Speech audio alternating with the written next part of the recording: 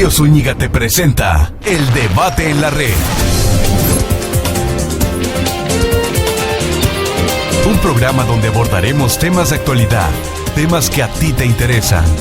Quédate con el periodista Rogelio Zúñiga en El Debate en la Red.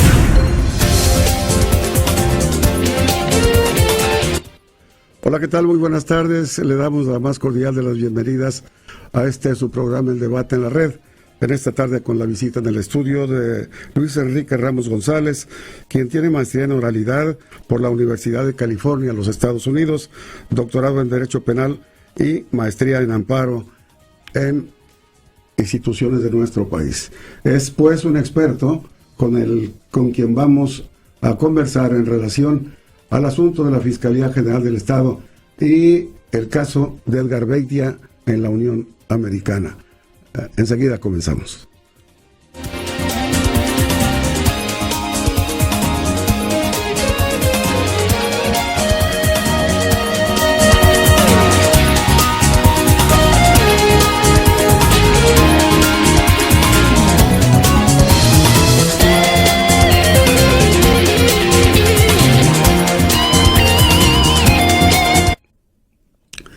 Estamos ya comenzando nuestro debate en la red con el doctor Luis Enrique Ramos González, doctor en Derecho, y yo quiero preguntarle, ¿qué está pasando en la Fiscalía General del Estado luego de los acontecimientos que son del dominio público? Es la captura de Edgar Beitia en la Unión Americana, doctor, por favor. Buenas tardes, doctor.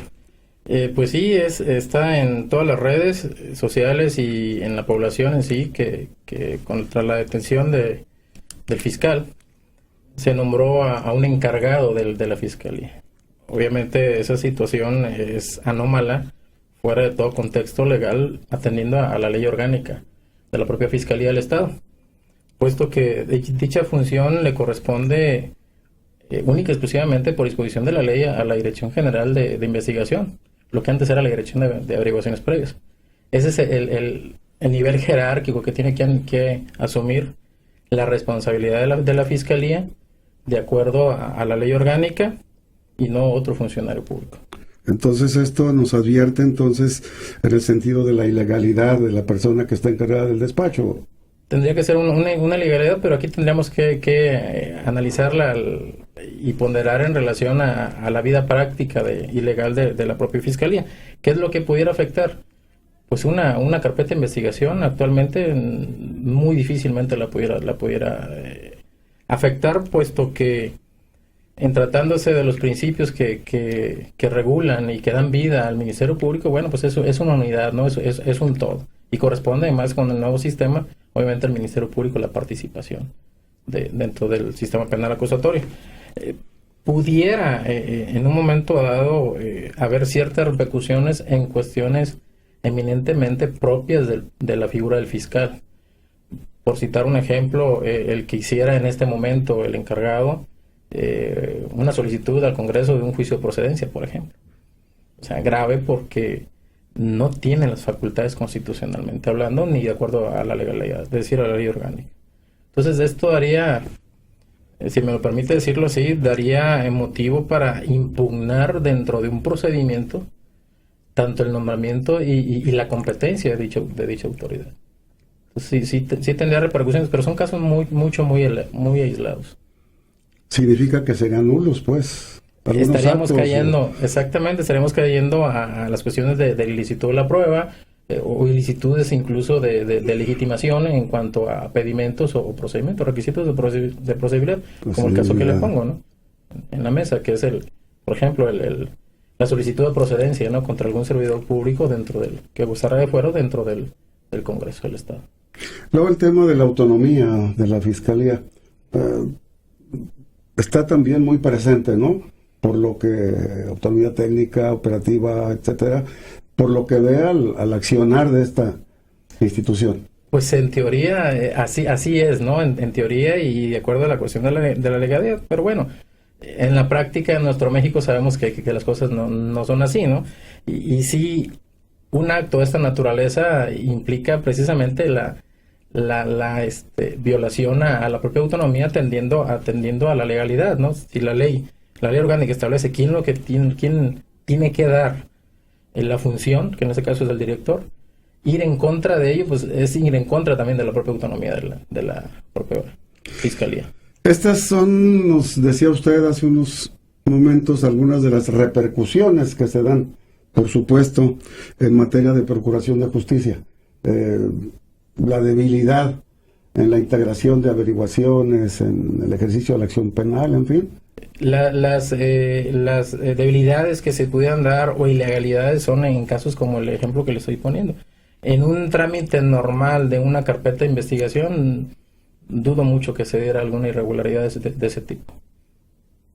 Facultades exclusivamente del fiscal, ahí yo creo que sí. Tenemos que hacer un análisis completo de la ley orgánica y de las funciones propias del fiscal, que son indelegables, funciones propias del fiscal que también no son delegables, sí son delegables, pero que atañen a la figura del fiscal, y también la propia ley orgánica, creo que es el 12-13 de la propia ley, establece quién va a suplirlo, y como tal, cualquier acto sería ilegal.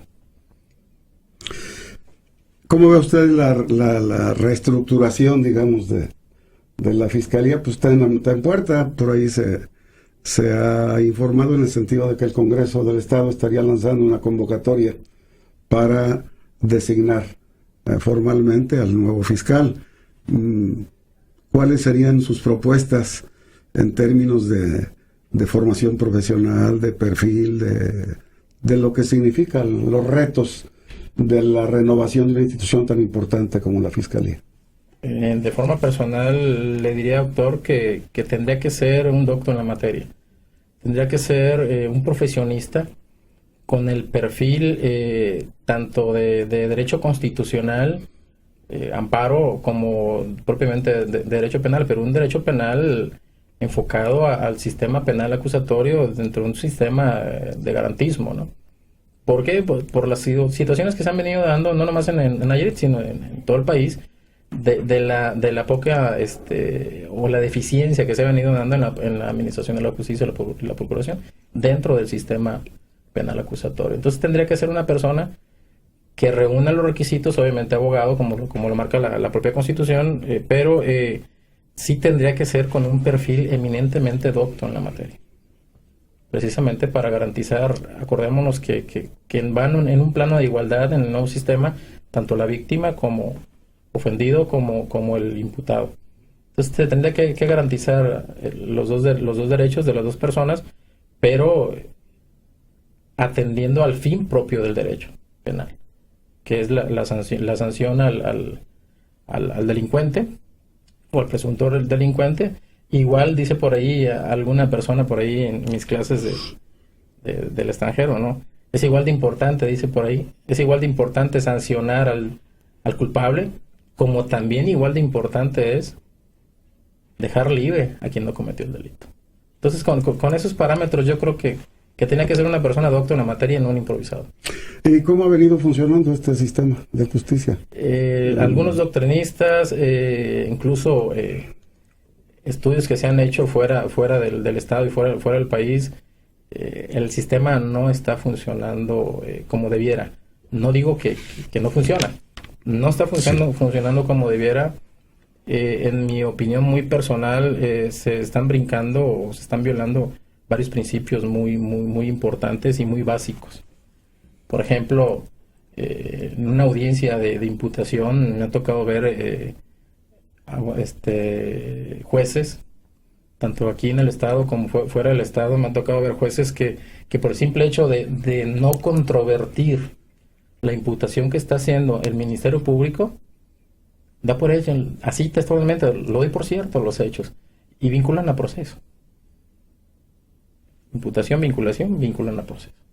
O sea, dice uno como abogado, bueno, y el principio constitucional de mi silencio no puede surtir ningún efecto dentro de un proceso.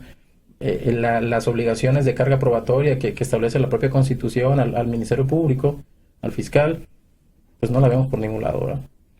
Entonces, sí tendría que ser, le insisto, gente docta en la materia con la sensibilidad del propio sistema.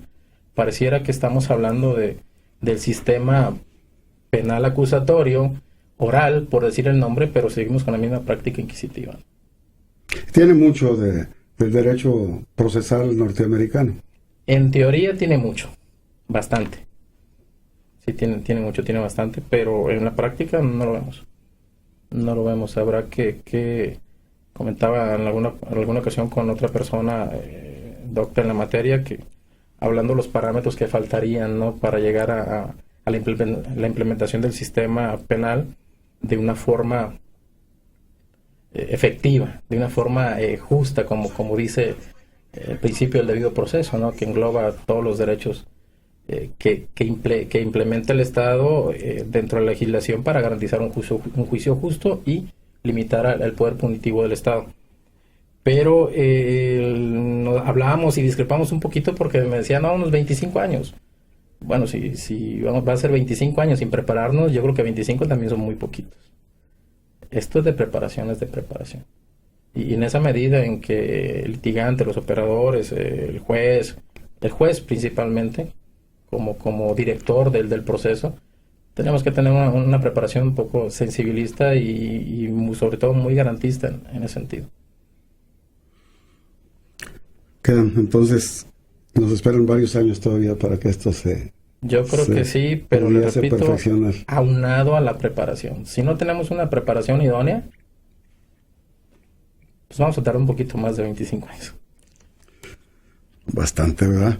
Doctor Luis Enrique Ramos González, bueno, pues luego de este marco referencial en relación al estado de cosas que privan en la Fiscalía General del Estado, bueno, yo creo que sería obligado, y dada su preparación académica, vemos en su historial que acaba de realizar su maestría en juicios orales en San Diego, California. Y bueno, entonces, pues tenemos que el fiscal general Edgar Beitia en días pasados ha sido detenido por supuestos delitos contra la salud al cruzar la frontera México-americana. Díganos, por favor, cómo la autoridad norteamericana actúa en casos como este particularmente. Efectivamente, soy egresado de California Western School of Law de San Diego. Es una maestría donde se ve el sistema jurídico de los Estados Unidos eminentemente federal. Todo el sistema federal de los Estados Unidos, tanto juicios civiles como juicios criminales. Tendríamos como preámbulo que analizar o decir que en Estados Unidos, de acuerdo a la Constitución, al igual que en México, se establecen tres ramas de poder, que es la rama judicial, la rama legislativa y la ejecutiva. Aquí son poderes, legislativo, ejecutivo, judicial. Dentro de esos poderes o ramas en Estados Unidos se establece una Corte Suprema dentro de la rama judicial. Esta Corte Suprema atiende asuntos por exclusión, eminentemente constitucionalistas. De ahí, en cuestiones jerárquicas, sigue o se integra el poder judicial de los Estados Unidos, se integra con las cortes de apelación. Hay una sola corte de apelación en cada distrito. Así se distribuye en la Administración de la Justicia en Estados Unidos. Existen 13 distritos en Estados Unidos. Por cada distrito existen jueces que integran cortes de distrito, que son las cortes federales. Creo que alrededor andan de 94 cortes distribuidas en los 13 distritos. Entonces, para poder accesar a un juicio de índole criminal, tendríamos que situarnos en la cuarta, quinta y sexta enmienda de la Constitución de los Estados Unidos, que dan vida al sistema judicial criminal. Entonces, en ese sentido, la cuarta enmienda establece que para que exista un arresto de una persona, se ocupa una causa probable para que se pueda en un momento dado acudir a un juez y mediante declaraciones juradas y toda una serie de requisitos, librarse la orden. Eso nos dice la cuarta enmienda, pero la quinta enmienda también nos dice que solamente se puede acusar en tratándose de delitos como de la persona que menciona, solamente se puede acusar a través del gran jurado. Es un jurado que lo ordena la propia quinta enmienda para efecto de legitimar el procedimiento. Con eso inicia el procedimiento judicial. Las investigaciones son aparte. Es decir, esas se inician tiempo atrás. Como en este caso, que sabemos que sí, tenía ya varios años, ¿verdad? Tenía varios años, al parecer es del 2000, de acuerdo a la orden de arresto, así se llaman allá, orden de arresto, que van circulando por ahí en los medios, es del día 2 de marzo del 2017, pero el periodo más o menos comprendido es del 2013 al 2016, a febrero del 2017.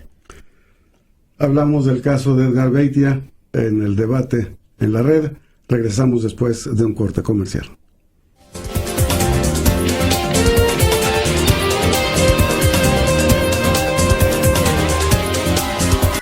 En un momento continuamos con más de El Debate en la Red con Rogelio Zúñiga. Hablamos sobre el caso de Edgar Beitia con el doctor en Derecho Luis Enrique Ramos González y experto en juicios orales por la Universidad de San Diego en California. Y bueno, nos comentaba cómo pudo suscitarse el hecho de la captura del señor Edgar Beitia al cruzar la frontera México-americana.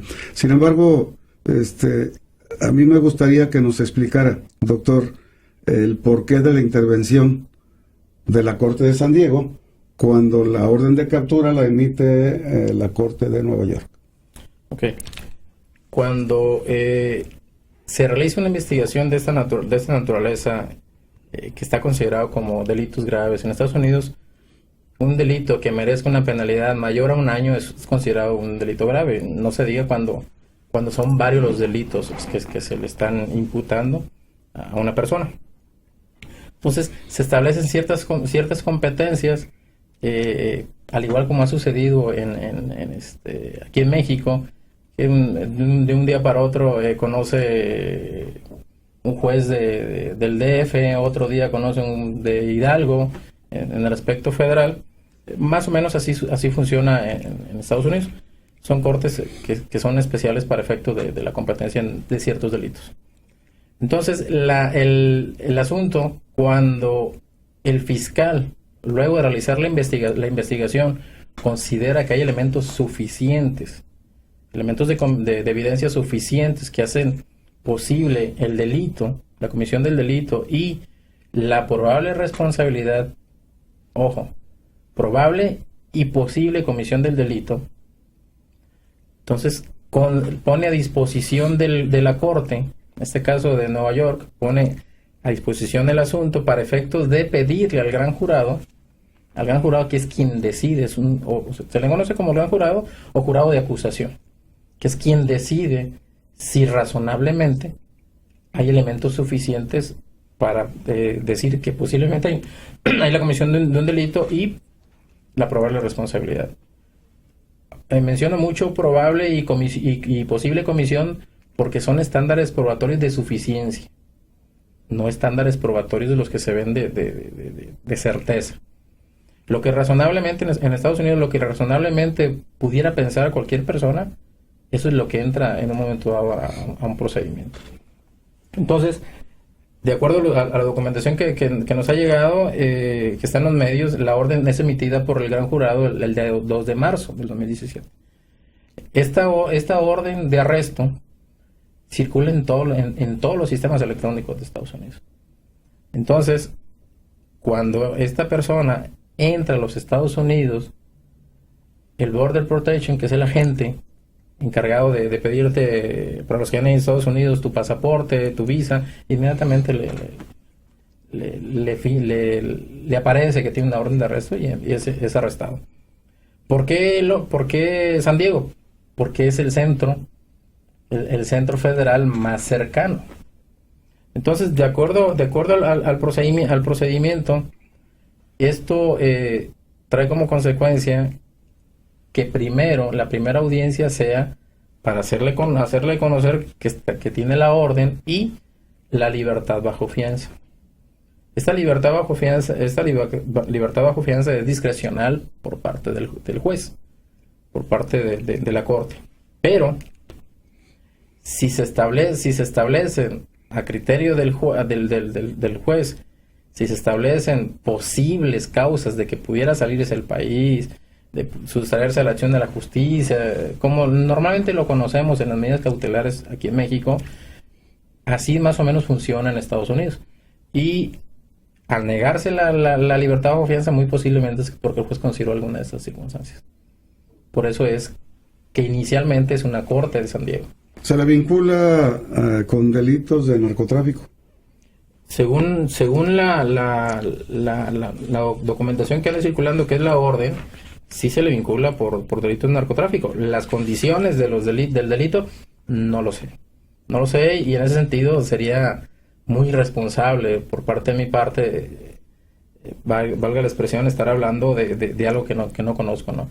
Eso es lo que caracteriza a una orden de arresto. Es muy escueta la información que se da, los delitos, la persona, algunas circunstancias por ahí en particular, pero no, hasta ahí. Es una orden de arresto. Inicialmente, cuando una persona es detenida, se pone a disposición de la Corte Federal, el proceso federal, y se va inmediatamente a su derecho de gozar su libertad bajo fianza, es decir, enfrentar el proceso fuera, no estar detenido. Al parecer le fue negada. Al parecer está confirmado que le fue negado. Hay que hacer mucho hincapié en lo que se ha venido dando en los medios, doctor, en el sentido de que hay violación de ciertos derechos, que porque los medios aquí en México no tienen nada que ver con los medios de Estados Unidos. No tienen nada que ver. Estados Unidos emite una noticia de que probablemente se detuvo a fulanito, quien se le está investigando por eso, o quien se le acusa de eso, se acabó. Los medios no son tan mediáticos en ese aspecto, ¿no? Pero también para efectos de poder excluir, como se ha manejado en algunas ruedas de conferencia de abogados aquí, para poder excluir, necesariamente se tiene que acreditar que es un actuar de la autoridad. En Estados Unidos, para poder excluir una evidencia, necesariamente tiene que ser originada en la obtención por parte de violación de derechos fundamentales de la autoridad. En los particulares entra como evidencia. Entonces, sí, me extraña sobremanera que se maneje algunas cosas cuando el sistema no lo establece. El sistema de los Estados Unidos no lo establece, y se me hace un tanto irresponsable. Como la pregunta que me acaba de hacer, no conozco los hechos. Conozco única y exclusivamente la orden de detención, que es la que está en las redes sociales, y de acuerdo a lo que nosotros sabemos como abogados con posgrado en Estados Unidos, en esta primera intervención no hay mucha información. Entonces, se le negó la audiencia. La siguiente audiencia es precisamente para que se le haga saber la acusación y ya todos los pormenores. Por eso, no sé si han visto por ahí en YouTube algunos comentarios por parte del abogado que dicen, no tenemos mucha información. Y efectivamente no se tiene mucha información. Efectivamente, por ahí en algunos medios se ha afirmado que después del Joaquín Loera, el Chapo Guzmán, este sería uno de los casos más notables para la justicia norteamericana por los presuntos ilícitos que se le atribuyen. ¿Es dable esta opinión? No tendría yo la información en ese sentido, pero en Estados Unidos son muy fríos. Es un asunto y como tal lo van a tratar. No son muy dados a magnificarlos o hacer más chiquito, como decimos aquí, un asunto. No, ya son fríos, es un asunto, y como tal se va a tratar, obviamente con sus derechos como imputado y acusado, sus derechos fundamentales establecidos en la cuarta, quinta y sexta enmienda. ¿Cuáles serían esos derechos? Derecho a un abogado, derecho a ser tratado como inocente, la carga probatoria para el fiscal, las cuestiones de duda razonable, es decir, todos los derechos que la gran mayoría de los abogados sabemos, pero dentro del proceso. Dentro del proceso. Y aquí es donde por ahí se dice Es donde empieza precisamente la estrategia. ¿Por qué vas a buscar excluir evidencia? Pues por violación precisamente este tipo de derechos constitucionales llamados fundamentales en Estados Unidos. Ahí el procedimiento es el siguiente, doctor. Inicia una investigación con la noticia criminal que tiene la policía. La policía en este caso hace el FBI y hace las indagaciones cuando considera que tiene elementos suficientes, va y le plantea el asunto al fiscal. El fiscal valora si puede ir a juicio con ese asunto o no puede ir a juicio. Si no puede ir a juicio, lo regresa, y si hay más investigación que hacer, le dice qué hacer. En el supuesto de que el fiscal diga, no, sí, este asunto sí lo podemos llevar a juicio, entonces, por la ley de índole federal y de delitos graves, se va a la corte, se pide al gran jurado que precisamente obsequie la orden de arresto. En esa audiencia única, especialmente comparece el fiscal, puede desahogar evidencia ahí, pero le repito, estándares probatorios de suficiencia nada más. O sea, este gran jurado o jurado de acusación no tiene nada que ver con el jurado de juicio oral. Nada más para que diga si acusamos o no acusamos. Exclusivamente. Acusamos o no acusamos. Entonces, una vez que se libra la orden de arresto, se detiene, pasa a las siguientes audiencias, como la que le comento, se le hace saber la detención, la libertad bajo caución, se niega o no se niega. Si se le facilita, bueno, sale bajo caución con todas las medidas cautelares que en un momento dado le puede imponer en la corte. Inmediatamente se pasa a la audiencia en la cual se le hace saber la acusación y los pormenores del asunto, y aquí inicia la batalla legal. La próxima audiencia, en teoría, es la audiencia de juicio oral. Esta sería en Nueva York. Sería en Nueva York, así es. Entonces, pero en ese inter, por estrategia legal, normalmente hay audiencias preliminares que buscan tanto de la fiscalía como del abogado defensor, buscan excluir evidencia. ¿Cuándo se puede excluir evidencia? Por evidencia de pruebas que fue obtenida con violación de derechos fundamentales. Por ejemplo, si hay una identificación de una persona donde no estuvo el abogado, o es sugerente la identificación, es decir, que pusieron a una persona con bigote y le pusieron a 20 sin bigote, es muy sugerente para decir, pues el de bigote es ¿verdad? Entonces, todo ese tipo de prácticas que violan el debido proceso, el due process que se llama en Estados Unidos, trae como consecuencia que un abogado con bastante experiencia y perito en la materia busque, obviamente, excluir esas evidencias. Por ahí, una convicción que sea más de 10 años, o que pudiera dársele valga la expresión, el carácter de prueba de carácter dentro del sistema anglosajón de Estados Unidos, también es evidente. Es excluyble, que la prueba no fuera pertinente, o sea, no te llevaría nada de los elementos del tipo o de la responsabilidad, también se tendría que excluir. O sea, es una serie de audiencias preliminares en donde el abogado y la fiscalía buscan que no llegue al jurado de juicio oral, que es el encargado de sentenciar, buscan que esa evidencia no llegue a desahogarse. Esa es la habilidad, y esa es la primera, el primer juicio, el primer debate que se da dentro de realmente hablando de cuestiones de evidencia. Ahí entramos obviamente al estudio de las reglas federales de evidencia. Hablamos de, como le dije, prueba de carácter, prueba de referencia, acreditación de ciertas evidencias. Es toda una gama muy distinto al sistema mexicano. Obvio, evidencias que hasta el momento no las sabemos porque, le repito, hasta que no se le lea la acusación,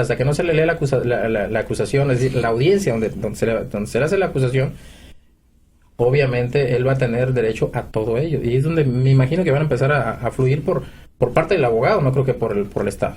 van a empezar a fluir informaciones, ¿no?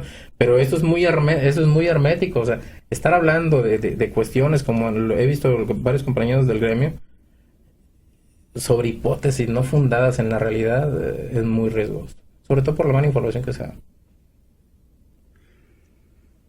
¿Se puede dar el caso, doctor, de que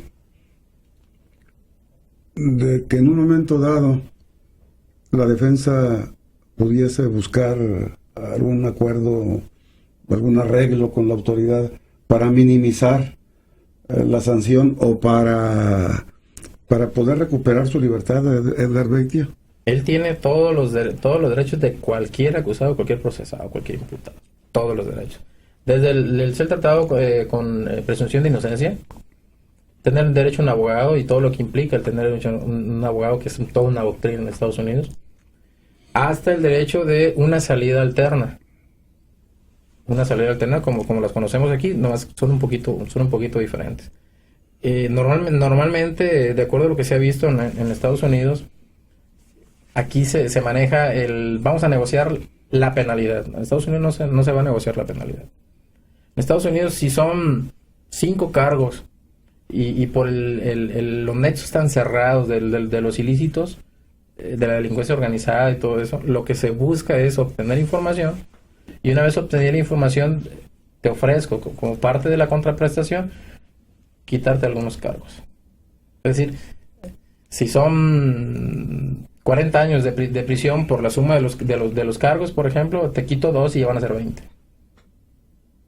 Ese se le llama inmunidad en ciertos casos. Sí, la doctrina por ahí así más o menos lo maneja. Es una inmunidad de cargos. No voy a negociar penalidades. Se van a negociar inmunidad de cargos. Y es lo que sucede. Entonces pudiera darse. Déjeme decirles, no le comenté, que precisamente cuando en la audiencia donde se le da la acusación, ahí es el primer momento para negociar. Ahí es el primer momento para negociar, porque ahí va a decir el procesado si se declara culpable o no se declara culpable. Si se declara culpable, obviamente tiene que haber una negociación. O sea, tendría que declararse culpable. Para llegar a una negociación, sí. Para llegar a un arreglo. Así es. Si se declarara inocente, bueno, hipotéticamente llego y me declaro inocente ante la Corte de Brooklyn. Es un proceso normal. Pero en el inter del proceso, de todas maneras puede suceder la negociación que pudieran darse.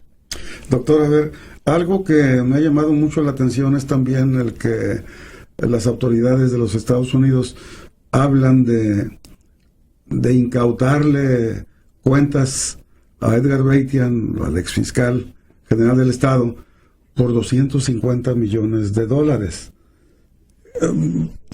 ¿Esto por qué razón? ¿O ya le encontraron ese dinero? ¿Cómo se explica este requerimiento o este reclamo de las Cortes norteamericanas? Le vuelvo a insistir, no se conocen los detalles del asunto, pero en términos generales es una medida cautelar.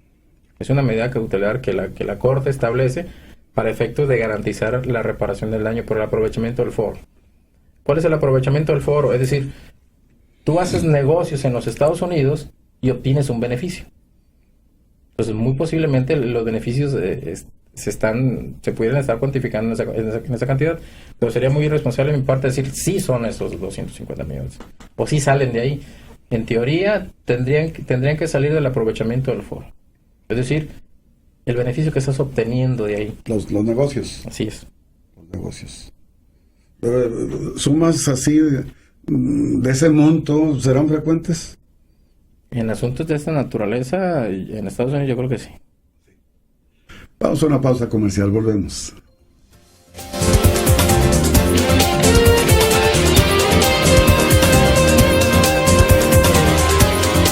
En un momento continuamos con más de El Debate en la Red, con Rogelio Zúñiga. Estamos ya entrando a la recta final de nuestro programa, El Debate en la Red, en el que analizamos el caso de Edgar Beitia, el exfiscal general del Estado, su captura por delitos contra el narcotráfico en la Unión Americana, y quien ha venido orientándonos con su sabiduría sobre este tema, porque es un experto en la materia, allá en la Unión Americana es el doctor Luis Enrique Ramos González. Doctor, al llegar Edgar Beitia a la corte que lo reclama de Nueva York, ¿qué es lo que va a ocurrir? Se inicia prácticamente el juicio. Se va a señalar una fecha para la audiencia de juicio oral, que es más o menos como la conceptuamos en la audiencia de juicio oral aquí en México, pero le explicaba, a partir de ese momento inicia toda la estrategia legal de la defensa y de la fiscalía, donde tanto una parte como la otra va a buscar excluir evidencia. Nos tenemos que ceñir a las reglas federales de evidencia y establecer la pertinencia de las pruebas, aparte de la pertinencia, las reglas de carácter, la evidencia de carácter, reglas en fin, una serie de reglas dentro de estas leyes federales para efecto de buscar excluir pruebas que no se adecúen a las reglas federales de evidencia, pero sobre todo también aquellas pruebas que hayan sido obtenidas con violación a los derechos fundamentales inmiscuidos en la cuarta, quinta y sexta enmienda. Normalmente se inicia con un descubrimiento probatorio. El sistema norteamericano es a la vista.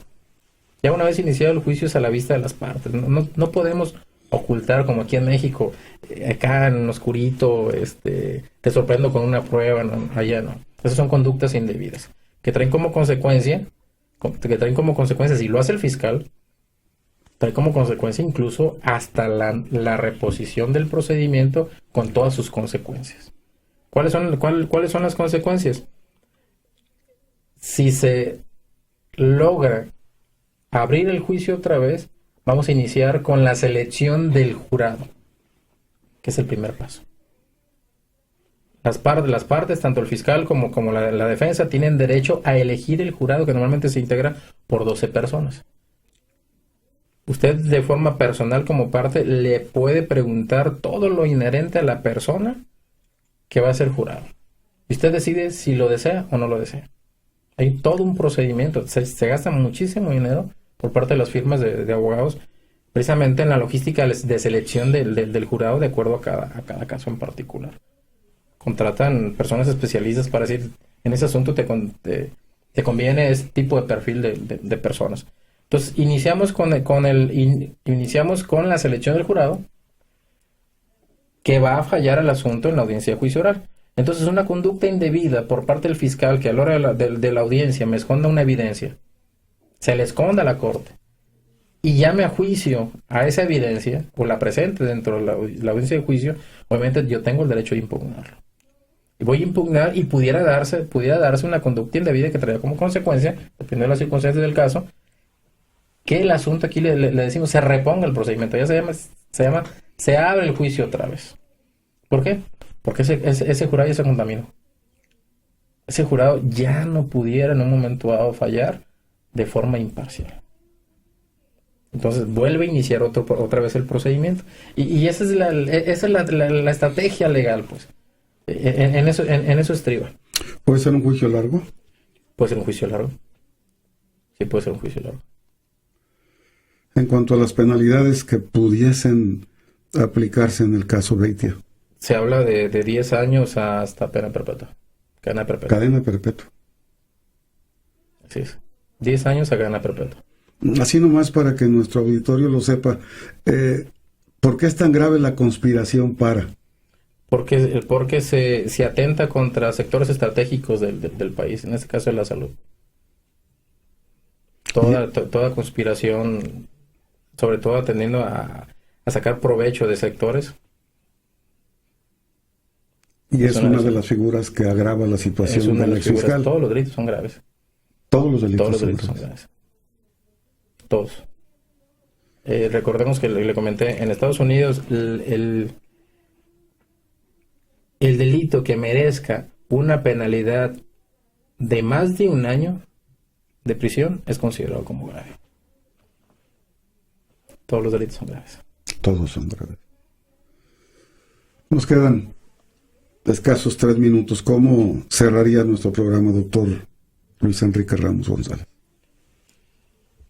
Pues invitando a los abogados a no emitir opiniones cuando no se conoce el asunto. Yo con mucho gusto le comento lo que yo como abogado con estudios en Estados Unidos le puedo decir en relación al procedimiento. Del caso en lo particular no le puedo decir nada porque no lo conozco. Lo único que tenemos a la mano es la orden de arresto. Y lo que se deriva del orden de eso es todo lo que podemos tener. Entonces, sí se ha prestado mucho a mal informar a las sociedades por algunos medios, conferencias, incluso que se han dado. Hay que entender, es un asunto en otro país, con otra constitución, con otras reglas, con otros rules, dicen los gringos, con otras reglas donde el estándar probatorio es distinto al de aquí. No podemos equiparar, que tiene el derecho de presunción de inocencia, también allá, sí, pero allá tienen sus asegúnes, toda una doctrina en relación a ello que no se ha desarrollado en México. Estados Unidos tiene 200 años en esto, 200. Es un sistema, a mí en lo personal me encanta, que quisiera que se implementara aquí en México. Pero bueno, cada país de acuerdo a sus sociedades cómo implementan las leyes, ¿no? Acordes a su sociedad. Entonces, sí, esto nos lleva a la reflexión en el punto de vista mediático, pero en el punto de vista jurídico tendríamos que adentrarnos al procedimiento para poder dar una opinión. Y hay abogados que en ese momento se encuentran haciendo maestría en la misma universidad, mi última alma mater. Hay otros abogados egresados, mi socio en lo personal es egresado también de ahí. Y algunos otros abogados que me he dado cuenta que hacen prácticas dentro de la misma universidad. Ellos pudieran dar alguna opinión en relación al asunto, pero aspectos eminentemente legales, de procedimientos procesales, no del asunto en particular. No hay mucha información. Bien, pues yo quiero agradecer infinitamente al doctor Luis Enrique Ramos González su participación en este debate en la red, el tema del ex fiscal general del Estado, Edgar Beitia, y por supuesto por orientarnos con esta sabiduría que lo caracteriza en un tema tan importante como el de los juicios orales en la Unión Americana. Gracias, doctor. Al contrario, doctor, muchísimas gracias. A usted también, muchas gracias por estar con nosotros. Hasta la próxima. Pásalo bien.